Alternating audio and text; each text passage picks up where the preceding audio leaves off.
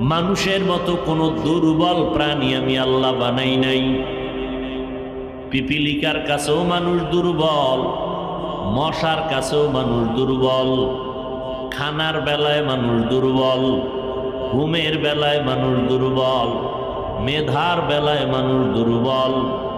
এক কথায় মানুষের মতো দুর্বল কোনো প্রাণী আল্লাহ জমিনে আর বানান নাই।